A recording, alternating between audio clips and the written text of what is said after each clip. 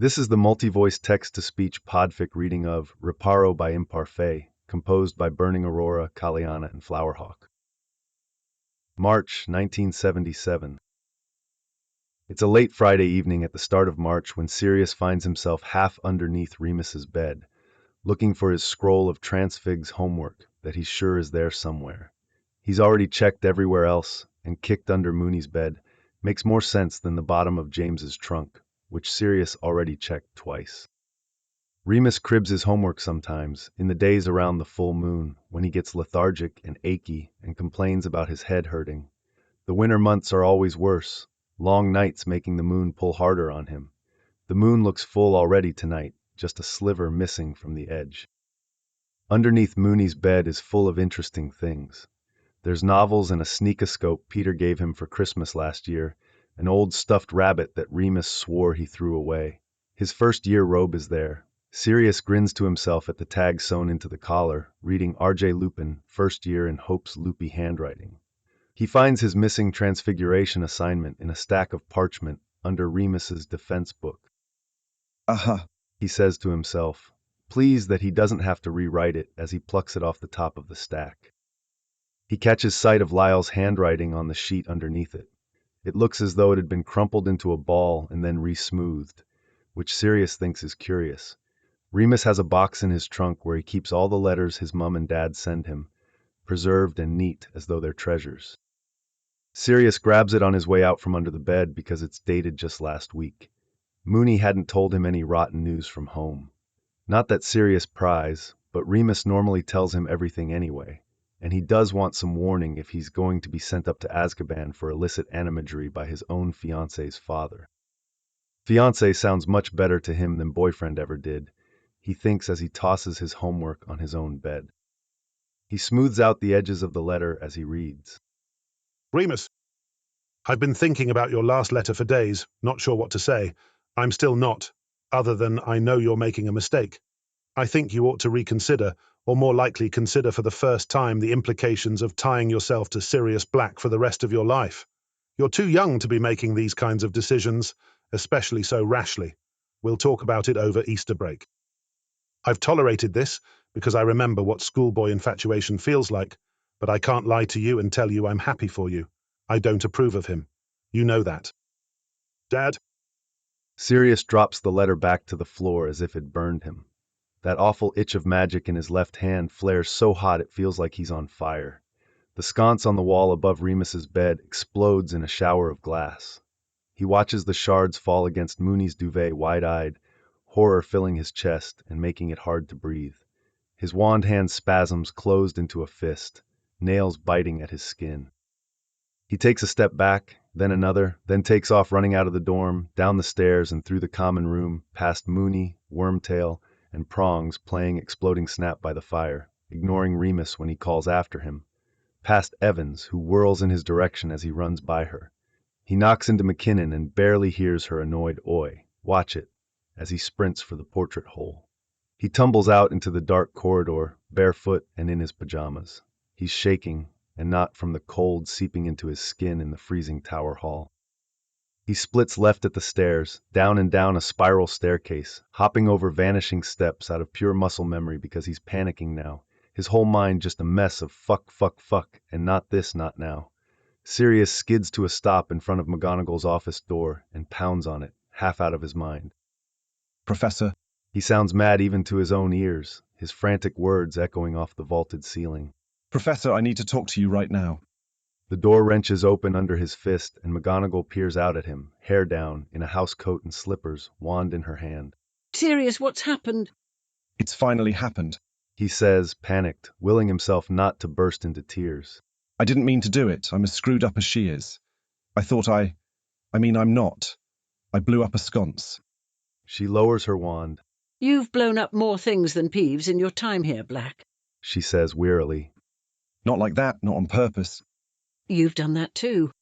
She cocks her head and watches him for a moment. I get the feeling I'm missing something important. I wasn't trying to blow anything up. Sirius says miserably. I didn't even have my wand, I was just angry. McGonagall sighs. Come in, Sirius, she says, and she lets him in. He collapses into the chair by her desk, Still squeezing his wand, hand closed so tightly, he knows his palm is going to be sliced open and bloody from his fingernails. He's terrified of himself, scared that Walburga's madness just took 17 years to wake up inside him. McGonagall leans against her desk in front of him, wand away, arms crossed, watching him. Accidental magic happens, Sirius. She says to him, cautious and kind as though she's talking to a scared first year. When you're a kid, He tightens his fist again, even though the itch in his palm is long gone, replaced by a numb tingle of pain. this isn't that. What do you mean? My mother's insane. Sirius tells her. Mad barmy, a complete mental case. She does that. She blows up the lighting. He gulps down around the lump in his throat. It's like that. I get angry and I feel it. He looks down at his clenched fist and blinks tears out of his eyes. And you were angry tonight. Very. He admits. And now you aren't. Now I'm terrified. He says. He doesn't have the strength to be embarrassed by saying it out loud. I don't want to be like her. She puts a hand on his shoulder. It's more comforting than Sirius would ever admit out loud. You aren't your mother. She tells him. Sort of made of her, though. Sirius mutters. He feels calmer here, with McGonagall telling him he's not crazy, even though he's sure he looks completely mad, barefoot and in one of Remus's oversized sleep shirts, all bloodshot eyes and panic. McGonagall leans back again and considers him for a long moment. What does it feel like? She asks. Itchy. Sirius answers. Can you control it? He shrugs. Usually not tonight. She cocks her head to the side. There's your answer then. Control it. She says like that's something easy. It's just magic and you're a wizard, Sirius. What if I can't? He looks up at her again, eyes watering. I couldn't just now. You didn't think to try. I'll have Professor Flitwick give you some reading on wandless magic. She tells him. He's the expert, aside from the headmaster. No need to bother Dumbledore. Sirius says hurriedly, trying very hard not to think about the last time he was in front of the headmaster, being taken to task for trying to kill Severus Snape. Professor Dumbledore. She corrects. And I think Professor Flitwick will be more than sufficient of a teacher to help you control it. Wands are just focus points. An animagus doesn't need a wand to transform, for example. He tries very hard to keep his face expressionless. He'd actually rather like to be Padfoot right now that he's thinking about it. Everything would feel smaller if he were. Someone bangs at the door, loud and persistent, and McGonagall lets out a long-suffering sigh before she goes to open it. Sirius opens his fist once she's out of eyeshot and winces at the mess he's made of his hand. Professor, have you seen Sirius? Remus's frantic voice asks as soon as the door opens. Sirius closes his fist around his bleeding palm and leans forward in the chair, peering around the side of it. Remus is pale and drawn from the moon hanging heavy in the sky. He looks petrified. He's holding the crumpled-up letter in his hand. I'm here, Remus. He says, even though he isn't sure he wants Remus to know. If he's got the letter, he's seen the broken glass. Thank Merlin. Remus breathes and he pushes past McGonagall to rush across her rug to Sirius. He stops in front of him and kneels on the floor, one hand on Sirius's knee. He squeezes. You weren't meant to see this. Remus tells him, waving the letter. I was looking for my transfigs essay. Sirius says he won't meet Remus's eyes. But it's not a shock, is it? I know your dad hates me. He doesn't hate you. He absolutely does, Moony. He told me himself over break while he was shouting at me. You don't have to pretend he doesn't. Sirius pauses. Sorry about your sconce. I don't give a damn about the lighting fixtures. Remus glances up to where McGonagall is hovering by the doorway, and then back to Sirius. You should have spoken to me before you ran off like that. He reaches for Sirius's hand, but Sirius yanks his balled-up fist away. Moony hates blood. Sirius doesn't want him to see what he's done to himself. Remus pulls back sharply like he'd been electrocuted, his mouth twisting into a frown. Sirius, I don't need my father's permission to marry you. He says. Behind him, McGonagall's expression turns surprised for just a moment before she schools it back into her usual stern mask. And I've already told him where to shove his disapproval. Gentlemen, McGonagall says quietly. They both look up at her. I think Gryffindor Tower would be a more appropriate venue for this conversation. Sorry, Professor. Remus says. His face turns pained when he starts to get back up to his feet, and Sirius reaches out on instinct to steady him.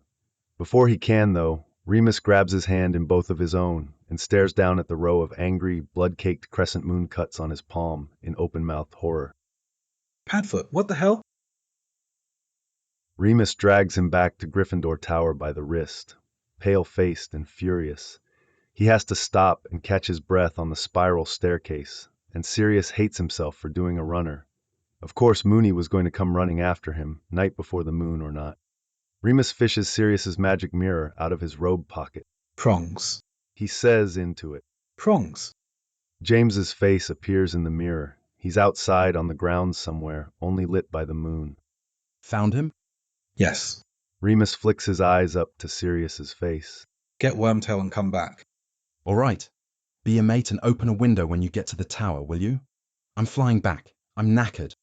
Moony shoves the mirror back into his pocket as he starts climbing again, still holding Sirius's wrist in a vice grip as he pulls him behind. Sirius very much wants to say something, but Remus isn't looking back at him, just tugging him up the stairs and back to the portrait hole. The fat lady gives them a glower as she lets them in. Remus stays quiet while he goes to the window by the fireplace, one that's wide and tall enough for 2 boys on a broomstick, and shoves it open. Do not close this. He says severely to the poor second year, Alexander Hinkle, sitting by the fireplace working frantically on a scroll for potions. If you do, you're answering to Potter. And tell him if you pick the lock, Remus Lupin will hex your eyebrows off. Those words exactly. Hinkle blinks owlishly at him and stammers out a sure. Remus narrows his eyes, studying him for a moment, and then nods satisfied. He grabs Sirius's wrist again and they're gone, up the stairs to their room. The sconce is fixed. Sirius pushes down the hundreds of memories he has of Orion casting Reparo on the light fixtures after Walburga's outbursts. Remus having to do the same for him makes him sick. Remus nearly snarls a locking charm at the door and then turns to Sirius. Give me your hand. He says. Sirius offers up his right hand. Remus glares. He tries again with the left. Opisky. Remus says as he taps his wand against Sirius's palm, suddenly deflated and sad-looking. The crescent moon cuts close over. He takes Sirius by the wrist again, over to his bedside table, and pulls out a pair of nail trimmers. Sit. He orders. Sirius listens. Moony, You're going to listen. Remus says as he starts working on Sirius's thumbnail. I didn't tell you because it doesn't matter, Padfoot. I'm 17 in less than a week, and he can sod right off with his disapproval. He doesn't see what I see when I look at you. I don't need him to. He mechanically works his way from thumb to index finger to middle. If I thought for a moment that you'd react so strongly that you'd hurt yourself. Moony's voice breaks, and he pauses, his hands trembling a little. I saw the letter on the floor and I didn't know where you went. I'm so tired, Sirius. And everything hurts, sir, and I didn't have a clue where to even start looking for you. Prongs guessed the forest, and I thought, Godric, I can't even chase him there tonight. I'm sorry. Sirius means it. I didn't mean to scare you. I just... He stops himself to take a steadying breath. Remus still won't meet his eyes. He's inspecting his handiwork on Sirius's fingernails, all 5 short and stubby and not able to dig into anything. I got mad. The lighting started exploding. All I could think was, I have to go. Because it's happened. The family madness finally got me. Remus shares a bed with Sirius more often than not. He's been woken up dozens of times by Sirius's nightmares, the ones where Walburga shrieks and the whole of Grimmauld Place cracks at the foundation and falls onto him, burying him there. Sirius told him ages ago, in the warm safety of Remus's bed, that he's terrified of becoming like her, just a wasting wraith fueled by rage and hatred. Remus knows all this. Remus still loves him anyway. Remus meets Sirius's eyes, finally. Sirius. He says. He reaches up and touches Sirius's cheek. I'm so sorry. He says again. Are you all right? Your head this morning, you said. Stop. Remus leans forward and kisses him. Just don't run off on me again the night before the moon. I can't chase you sometimes, Padfoot, and I'll always want to.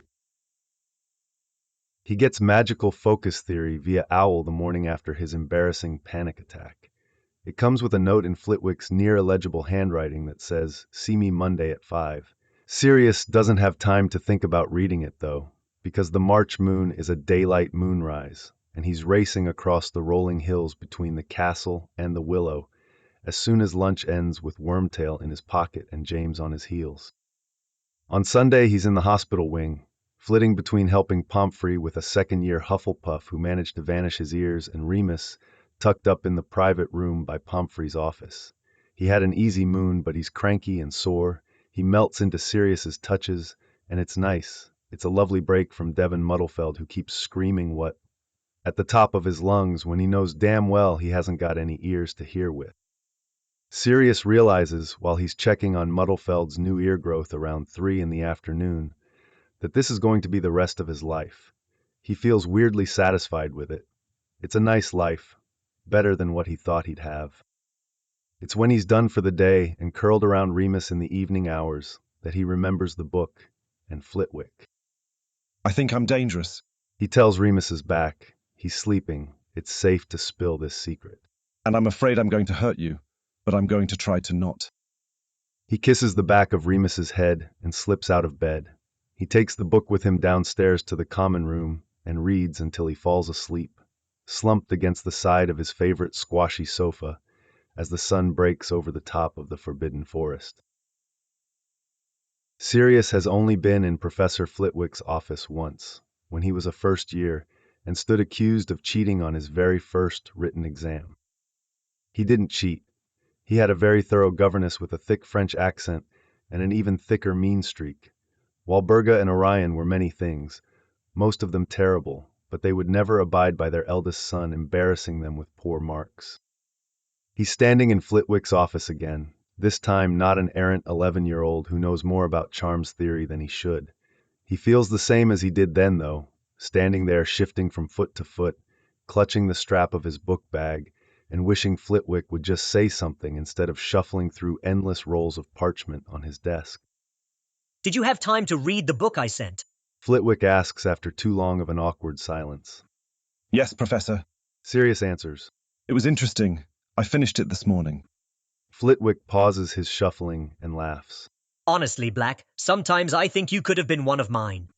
Sirius tries to picture himself in Ravenclaw, surrounded by bronze and blue, no prongs and Wormtail, no Remus. He grimaces. I'm a better fit for Gryffindor. Thanks, though. He says, going for diplomatic.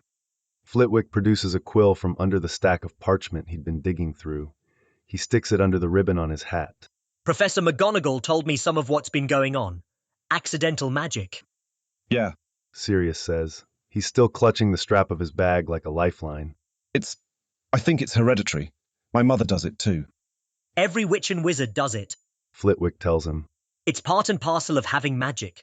Sometimes it just comes out of us. Surely you did it when you were a child. I lit myself on fire. Flitwick raises one bushy eyebrow at him. It wasn't hot or anything. Just showy. My brother was getting all of the attention. Sirius says. I didn't like that. That gets a laugh. Sirius's shoulders, which have been up near his ears since he stepped into the office, relax. Laughter, that's good. He can work with laughter. This feels different, though. He barrels on. I know it's happening before it does. But you can't stop it. I can sometimes. Most of the time. He corrects himself. He holds his wand hand out in front of him, palm up. Mooney's Pisky fixed the damage, but he can still feel a ghostly memory of the pain from where his fingernails cut into himself. I got upset and shattered some glass. No warning, really. Everything was fine, and then suddenly it wasn't. And you'd prefer not to go around shattering glass every time you get upset? Flitwick says. He nods. That's preferable, yeah. All right. Flitwick climbs down from his chair and comes around the desk, joining Sirius in the middle of the floor. He sits cross-legged and motions for Sirius to join him. Sirius does, feeling rather silly. So you did the reading. You know the theory. Wands are just a tool we can use to channel it, but we're going to go without, and today you're going to use your wand hand as your focus point. He says. We'll start with something simple. He holds up a scrap of parchment and offers it to Sirius. Sirius takes it and holds it flat in his upturned palm. What am I doing? He asks. Floating it. Flitwick tells him. Or trying to, at least. He stares at the scrap of parchment in his open palm. I'm not angry, though. He says. It only happens when I'm angry. It happens accidentally when you're angry. Flitwick corrects him. We're not trying to have an accident, we're doing this on purpose. Sirius concentrates very hard on levitating the parchment. He narrows his eyes at it. He screws up his face and holds his breath. He wishes really, really hard. It doesn't move. He sighs and looks back up at Flitwick. I can't do it. That's the first time in 6 years I've heard you say those words, Black. Flitwick says. It's a light-hearted taunt. Sirius knows he's being manipulated. He also knows it's going to work, because he can't give up now, not when his pride is on the line like that. He takes a breath and looks back down at the parchment in his hand. He thinks about the animagerie, that soft shiver that rips through him in the split second before he turns into Padfoot. Levitation charms aren't the only way to make something float, he thinks to himself. And worse, levitation charms are boring. He finds that place inside him where Padfoot's magic is and pushes it out. The shiver flies up his arm. His palm itches. There's a flash and a tiny parchment butterfly lifts off from his open hand. It flaps its wings weakly twice before dropping into his palm and flattening back out. Flitwick laughs, delighted. Transfiguration. Of course. Sorry, Black, we should have started there. Charms are usually easier, but you've always had a knack. Sirius grins at Flitwick. All right. Flitwick says, Do it again. Try to make it last longer this time. Alfred Black dies on the Ides of March.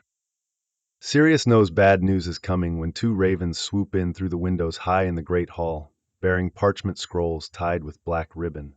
One lands on Regulus's shoulder. The other lands on him, claws digging into his robe. It's too bad, Sirius thinks as he reads the letter from Alfred's solicitor, giving condolences for his loss and inviting him to the will reading on Friday. Uncle Alfred was the best of a bad lot. He passes the letter to Remus, who reads it and passes it to James, who reads it aloud to Peter while he hurriedly tries to finish his defense homework. Your company is required at the reading of Lord Black. Lord Black? James looks vaguely ill.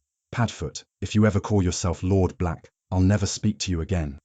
Never would. Sirius tells him as he piles more eggs on his plate.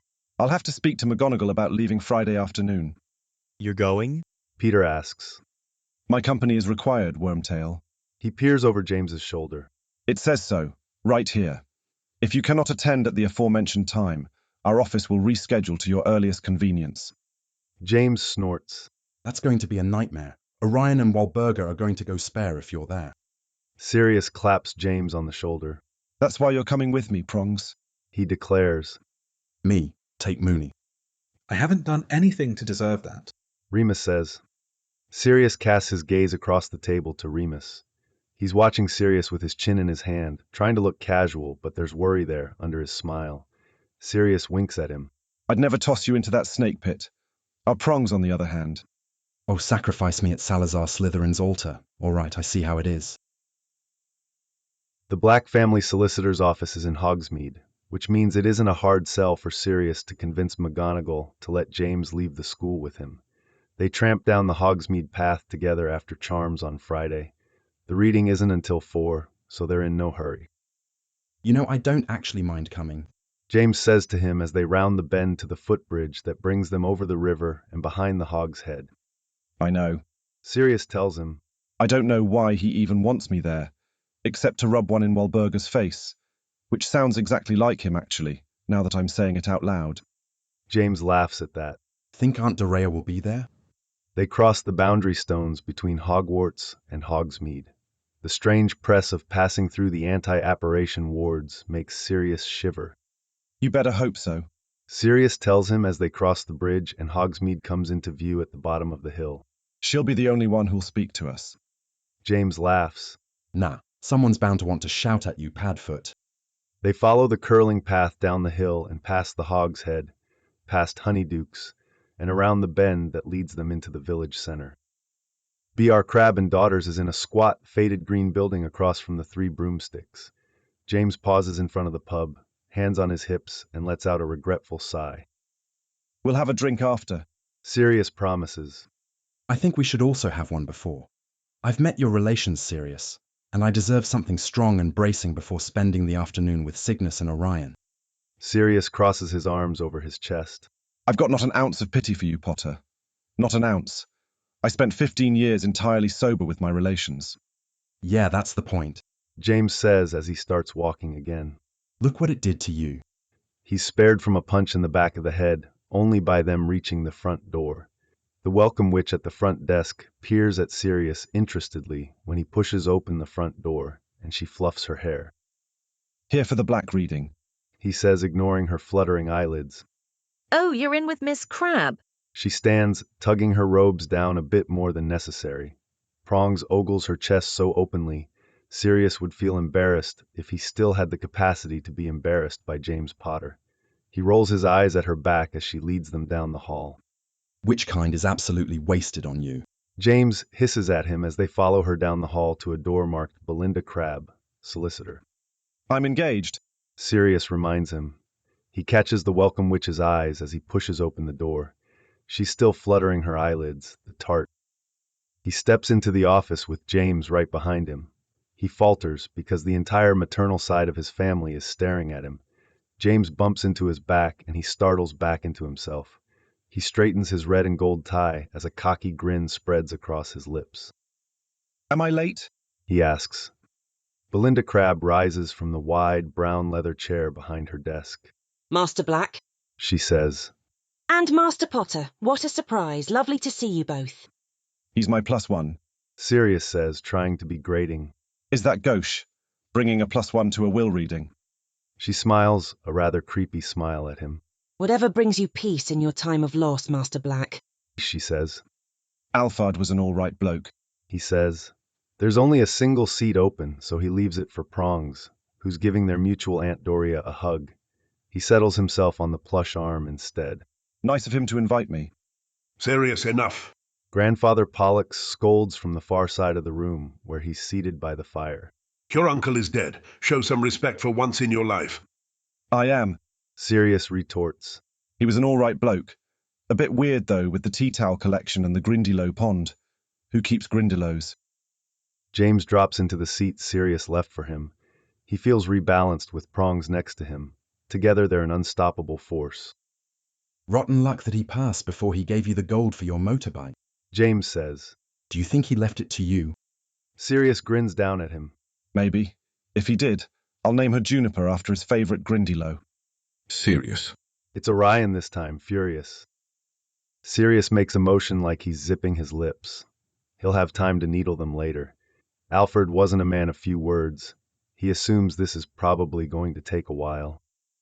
Well, Belinda says brusquely, straightening her robes and looking out cautiously at the Blacks. we should begin.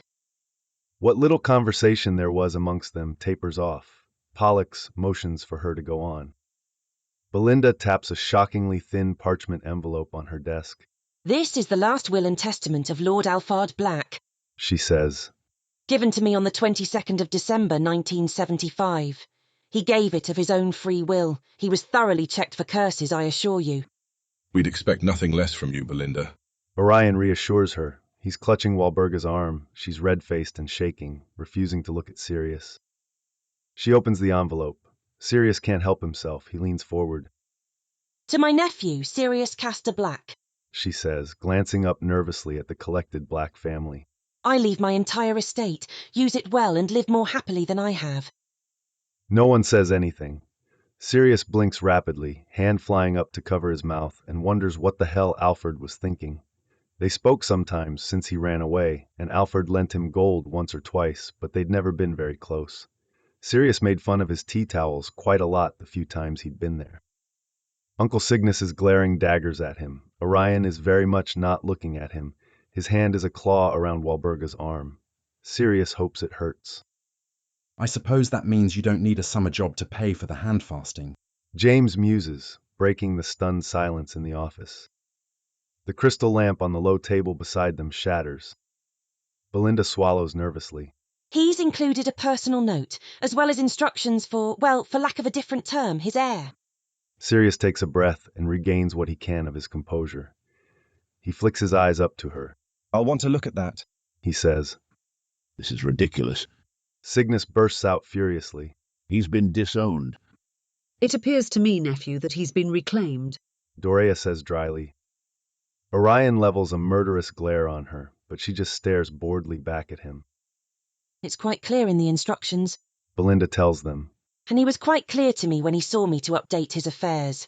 I did say, Lord Black, that you were welcome to come but not required. He's my own brother. Control yourself, Cygnus. Pollux warns. He turns his glower on Sirius. We should speak, grandson, alone. Oh, is Regulus here? Sirius asks, mockingly innocent. Sirius now. Pollux orders, beckoning him in a way that hasn't worked since Sirius was 8. Sirius doesn't even twitch. Yeah, that's not happening. James says from next to him. He's unbothered, loose and comfortable in Belinda's awful green and gold plush chair. And this, Sirius thinks, is precisely why he needed James today. The Potters are good fun, but their line is ancient, as old and winding as the Blacks. James is as at home in this muck as he is on a Quidditch pitch. Pollux's face twists into an angry parody of confusion. I thought you abandoned your legacy for a mudblood Sirius, not a Potter. That's the thing that almost gets Sirius off the chair. But James has a grip on the edge of his robe and a look in his eyes that says, "Don't do it, Padfoot." Belinda throws sparks into the air from her wand tip. Gentle wizards. She says, her voice all warning. Our reading is over. There's wine and hors d'oeuvres in the reception room. She looks at Sirius. I'll require a little more of your time, Master Black. Walburga flies from the room before anyone can even take a breath. The collected Black family takes their time gathering themselves and leaving Belinda's office. Sirius and James stay planted together on the hideous chair. James watches them file out with a disinterested sneer, while Sirius dodges eye contact with Orion, hanging back with Pollux by the fire. They're the last two to make for the door. Pollux lets Orion disappear into the hall before he spins on his heel and stalks over to Sirius. Grandson, he says. Grandfather. Sirius answers. Cousin. James puts in, which makes Sirius bite down on a smirk. What? If we're stating the obvious, I want to go too. Pollux's nostrils flare. Despite your mother's spirited attempts to remove you from the family tree, I recognize that you're still carrying our name. I ask that you treat it with the respect it deserves. Oh, I certainly do that. Sirius promises. He swears he can hear Pollux grinding his teeth. Pollux takes in a breath and composes himself.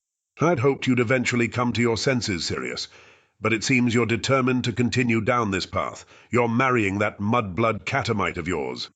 No. Sirius says, fighting back the urge to punch his grandfather directly in the face. It's a close thing. I'm marrying my fiancée, who is a smart and talented wizard.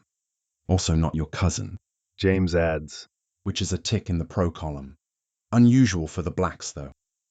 Pollux goes for his wand. Sirius draws faster. His wand is at Pollux's throat before James can scramble to stop him. Don't even think about it. Sirius threatens, squeezing the hilt against the itch in his palm. He's not like her. He's better than her. He's not going to let himself become her. He pushes back against the bloom of magic, and it recedes. James carefully grabs Sirius's arm and lowers it. He's not worth it, Sirius. James tells him, which might cut Pollux deeper than any curse Sirius could throw. Belinda comes around her desk, more hesitant and nervous-looking now that wands are drawn. Lord Black, she says. I must insist you join the reception. Of course. Pollux says, eyes never leaving Sirius's face. I've no further business here. He turns and stalks out the door. Belinda scrambles to close it behind him and leans her back against it with a sigh of relief. Sirius shoots her a sympathetic grin.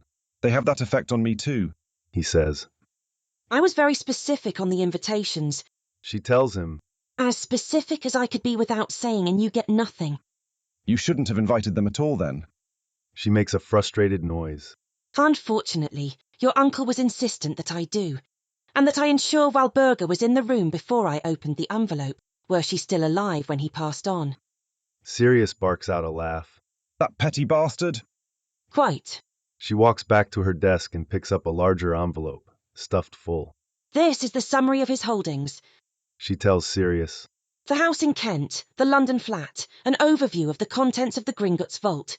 He's arranged for us to continue to manage the estate until you decide what you'd like to do with it.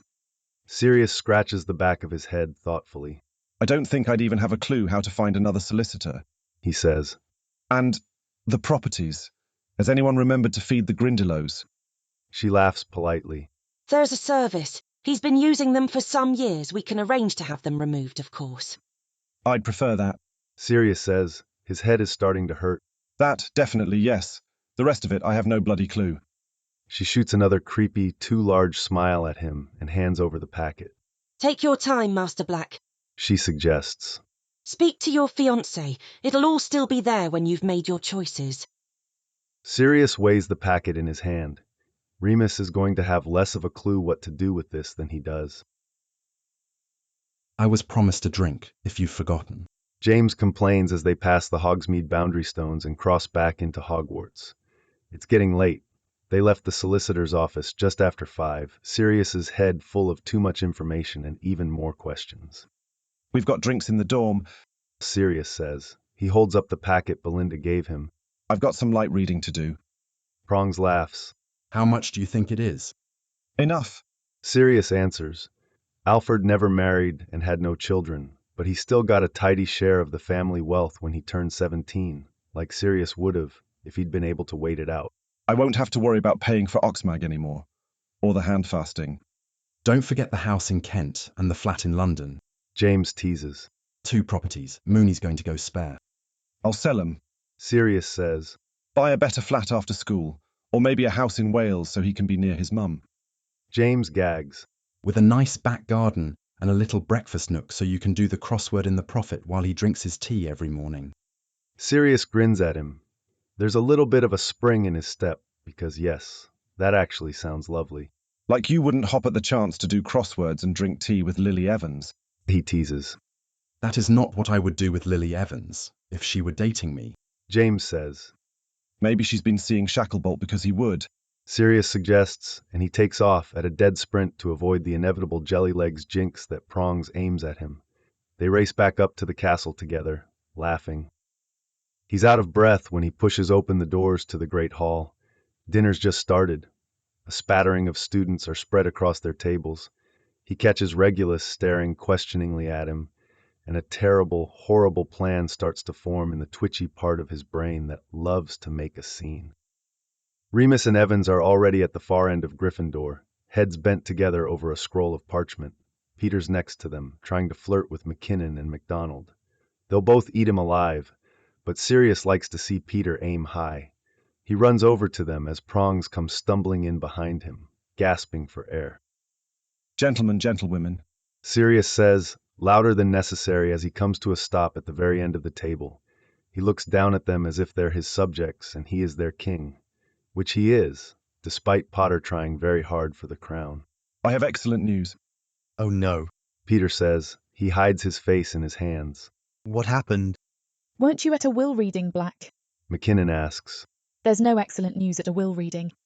Well, if you're happy they're dead, it's all good news at the will reading. Evans says thoughtfully. Did he thoroughly tear into Wahlberger and make her cry? Remus asks. He's not joking. A smile spreads slowly across Sirius's face. Even better, Mooney, my love. He thumps the packet from the solicitor onto the table with a flourish. Witches, wizards, my friends, I'm a rich bastard again.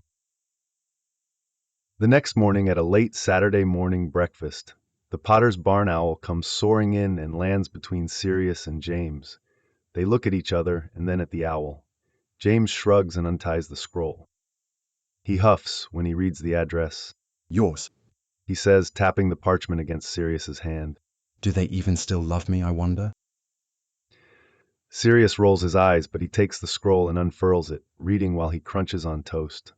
Prongs, the nosy bastard, leans over his shoulder to read along.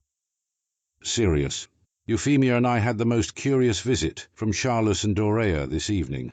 We're sorry to hear about the loss of Alphard. He was a good man and a stalwart defender of yours, even if he wasn't very loud about it.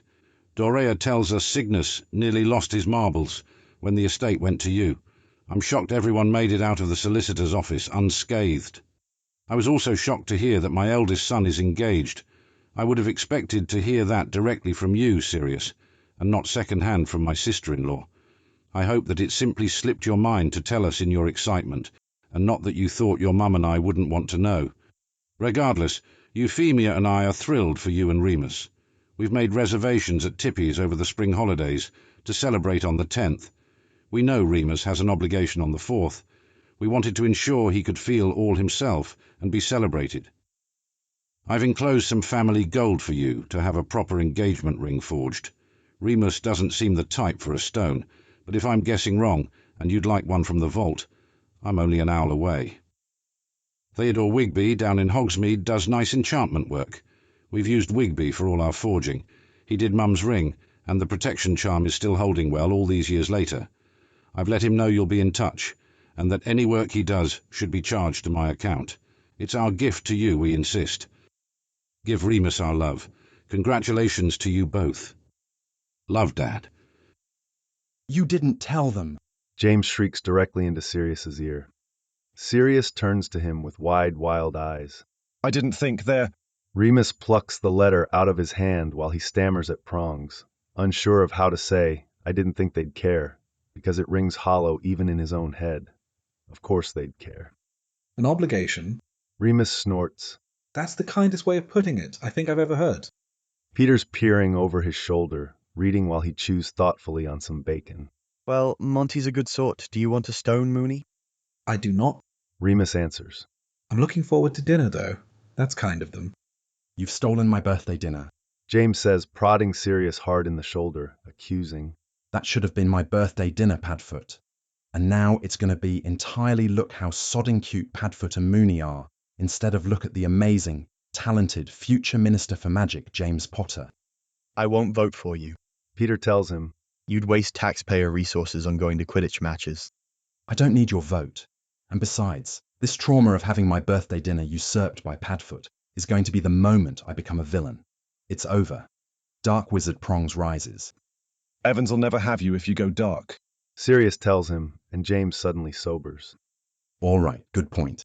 James cranes his head around, searching for her. Sirius knows he's going to find her at the Ravenclaw table, making eyes at Kingsley Shacklebolt while he holds her hand. That'll send Prongs into a tailspin. Distract him. Sirius hisses at Wormtail. Peter throws a sausage at him. James spins back towards them, glowering. Oi, no throwing food. Prefect Mooney, Pettigrew is assaulting me. Sirius slips the packet of Potter family gold into his robes while Wormtail and Prongs squabble. He'll send an owl to this Wigby fellow after breakfast for a consult, but it's just a formality. He already knows what he wants. Sirius. In the summer of 1935, I met a young wizard at the Firebird in Godric's Hollow. The Hollow was all wizarding then, and the Firebird was a pub of a certain reputation. It's closed now, but the building remains. It's a shop, I think. Perhaps one of those curious Muggle apothecaries. I suppose that doesn't matter. The wizard's name was Anthony Vidali, a charming Italian with a shock of black hair and a laugh that felt like a warm summer day. I fell in love with Anthony Vidali in the 2 weeks I spent in the Hollow that summer after leaving Hogwarts. It was the most precious time of my life. Anthony's mother was a witch, a diplomat to the Muggle government. His father was a Muggle himself. I found this out on our 14th day together, which was our last, because I was and am, above all things, Sirius, a coward. I was a coward to abandon Anthony. I was a coward to let Walburga disown you and leave you in the care of the Potters. I was a coward to never say any of this to you, even when I knew it might bring you some measure of peace. I'm still a coward in death, only able to write this to you now because it won't matter anymore. When Walburga and Orion told me what happened, how you'd fallen in love with a half-blood boy from Wales and run away to be with him. Sirius, our little Gryffindor lion, of course you did. I remember seeing you after the solstice, still furious and heartbroken, but that boy of yours looked at you like you were the only thing that mattered in the entire world, and you looked back at him exactly the same, a matched set. Monty and Euphemia have given you more than I ever could, more than you ever thought to even ask of me. You came to see me over the summer, do you remember? You told me Mum and Dad gave you a galleon for lunch, and I thought, Salazar, finally this boy has some peace and a set of parents who love him. I told you to tell me if you needed anything, but you didn't. You never did, not until you owled me asking for a loan for a motorbike. A motorbike, Sirius. I'll give you everything if you promise to never look back at them again. Don't let them ruin you like they ruined me. Always your uncle, Alfred. Finite. Thanks for listening to this text-to-speech podfic composed by Burning Aurora, Caliana, and Flowerhawk.